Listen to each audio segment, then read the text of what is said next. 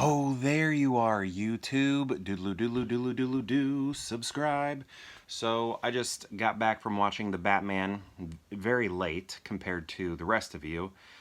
I can't believe, like, if you were to tell me, I don't know, 15 years ago, 10 years ago, that you would not see a Batman movie opening night, or most superhero movies you wouldn't be watching opening night, I wouldn't believe you. So, I don't know. It's just kind of funny how things change. But yeah, I think I don't know where I would rank this movie. I know that's like the first thing that like comes to mind, thinking about every single Batman movie we've had so far and how you would rank them. I don't really know what I would do because this one just seems so different. And I think that's good. It makes it difficult to place anywhere because it's difficult to compare because it's so heavy on the detective story. And I know we get that in Batman Forever, and then I feel like uh, Adam West's Batman actually had a lot of detective qualities to him. But we don't get that in a lot of the other Batman films. So this one does feel very different. Not just because of that, though. The stillness that this movie allows, the quietness, the pauses, the, what I always like to say, the measured pacing is surprising. I don't know, when you see Batman, you think of action, right? And that's not the focus of this movie at all. Honestly, when there is action, it feels out of place. It's welcome because it's like, oh, this is cool. This is like how I know Batman most of the time. But the rest of the film is lacking action, so much of it, that when a big action scene does happen, it feels wrong and a little bit jarring, and it's like, oh yeah, I forgot. That's kind of, how Batman is, but this goes back to like the roots of the whole detective-ness of Batman. Paul Dano as the Riddler, I think, did a great job. You can see a lot of I think like maybe his There Will Be Blood character, like where he's holding on to words for a long time, like in sort of screaming them and holding on to the words before he's finishing them. I felt a little bit of that in there, felt some prisoners in there. Even moments from, not Eternal Sunshine, Little Miss Sunshine. So, he felt familiar, but I also, you could tell there were parts where he was pulling from John Carroll Lynch's Zodiac. When John Carroll Lynch is on the phone, and then you hear at the end, the Zodiac, and he goes, "Goodbye," like that. Like that was, there was a moment when we were hearing the Riddler, and I was like, man, this sounds just like John Carroll Lynch in Zodiac. And then Riddler ended it with "goodbye." It was like, oh shoot, that's a direct reference. I know that's a direct reference. He was totally watching Zodiac, preparing for this. I know a lot of people are comparing it to Seven too. I see that. Lots of rain, lots of rain. I even like Sin City. I had kind of like Sin City vibes. I feel like what I remember most about Sin City is kind of the slower parts, purposefully slow, and I was getting that from this, and I thought that was great. But yeah, the look of the Riddler very different than the looks I'm used to, like with the old bowler hat, spandex, Jim Carrey's orange hair, all of that. This is very different, but I like it. I think it works, and it too has kind of nods, tip of the hat to Zodiac as well, as does some of the markings that we're seeing. The way in which he's signing letters with his question mark and the lines around them very much pointing to Zodiac. So I thought all that was great. And do I want to get into spoilers? I don't know if I'm going to get into spoilers. I'm almost at 5 minutes, so I'm not going to get into spoilers. Jeffrey Wright, I always love him. He I just think he's great, and he's a pretty good Commissioner Gordon too. I mean, Commissioner Gordon, I feel like he doesn't have any like huge scenes, but he's very instrumental in helping Batman along and figuring all of this out, right? So, you know, he does his job, and for future movies, I'm excited to see him. I think I love Jeffrey Wright. I think he's great. I think though we had Andy Serkis as Alfred, and I think he was underutilized. That, I guess, walking away, is that my main criticism? I think maybe just the lack of Alfred, the lack of Alfred backstory, or not even backstory, just like what his purpose is in this. You know, somebody going in blind to Batman, which nobody's really doing, but if they were, Alfred is just kind of shows up, and you're like, what's going on here? Also, what I also liked, I'm kind of bouncing around now. We're only like 2 years into Batman, or Bruce Wayne as Batman, so he's not he's not polished yet. He's actually pretty vulnerable, even physically. Like, I feel like Batman's sort of always mentally vulnerable, but physically he's vulnerable, and I liked seeing him get really hurt. That was pretty good, because the way he got hurt wasn't like seeing a superhero get hurt. It was just like watching a man get hurt.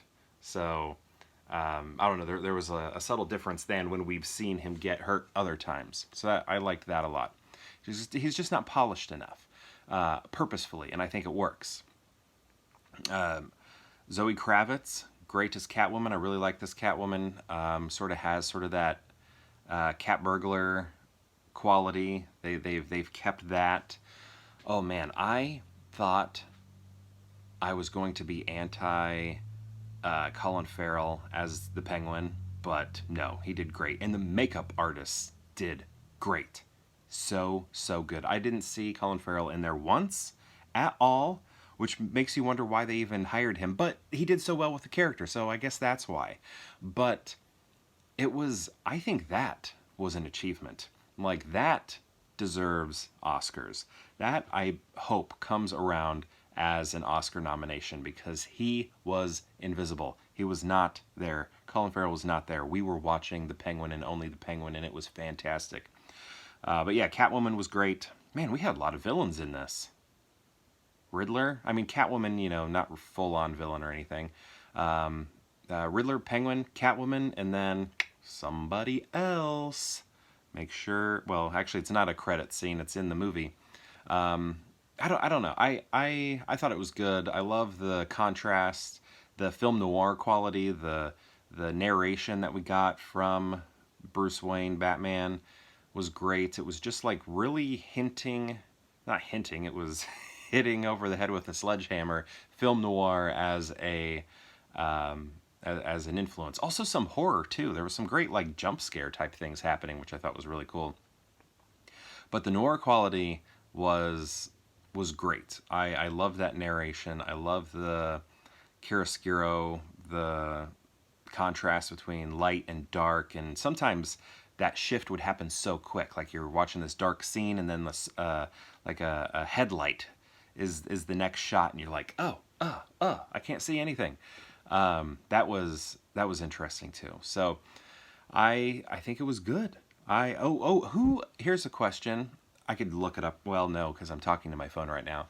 But who did the opening credit theme to Westworld? Because the score sounds very similar.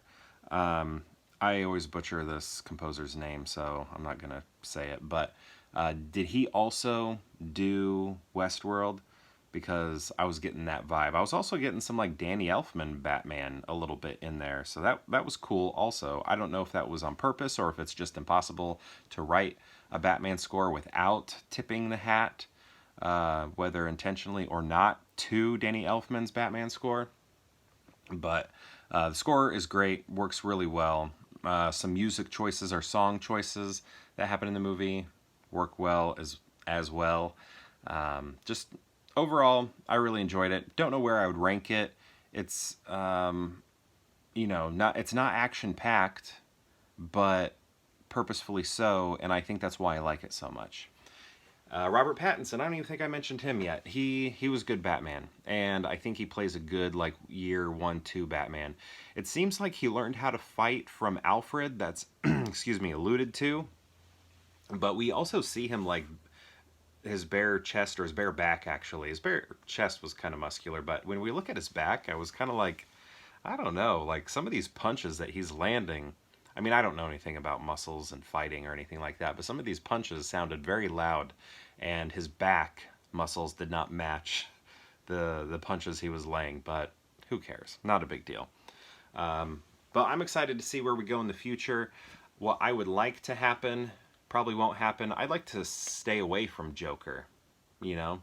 I don't think we need Joker. I'd like to see some obscure characters like Mad Hatter, the Clock King, King Tut, just False Face. Bring False Face back. I want to see stuff like that. I want to see a grounded Mr. Freeze. Speaking of grounded, this was kind of funny. This movie is like void of camp. Like, there's no camp really involved at all. But because there's no camp, and so much no camp, it in turn accidentally becomes camp, because we're watching this movie taking Batman very seriously and very grounded, but also very gritty. But then we see a man dressed as a bat. He's standing with a bunch of cops and Commissioner Gordon, and for some reason it really stood out. Like, this is weird. Like, it was almost too real for it to not be funny. You know, like, wait, why is this man just dressed as a bat here? Like, normally that's not something I think about. I just buy into it, right? But there were like 2 moments where I was like, this kind of looks silly. This is a guy in costume, wearing a costume, dressed as a bat, hanging out with people. Oh, I also love the romance. I'm jumping around. I love the romance stuff. That was great between Batman and Catwoman. I loved all of that. Loved the music that paired with it. The visuals, reading their face. All of that was so good. John Turturro's good. I liked it. I thought it was good. I will someday try and rank all the Batmans, maybe. I don't know. It's too hard. There's way too much nostalgia for me. Well, with Tim Burton's and Joel Schumacher's first one. So, I don't know. I don't know. I don't know how I would do it. But in the end, I like this movie. I like how different it is. I like that it's so different. It is difficult to compare to the other ones. So yeah, I'm for it, and I'm excited to see what happens in the future. And perhaps I'll see you tomorrow for more Pure Hangout.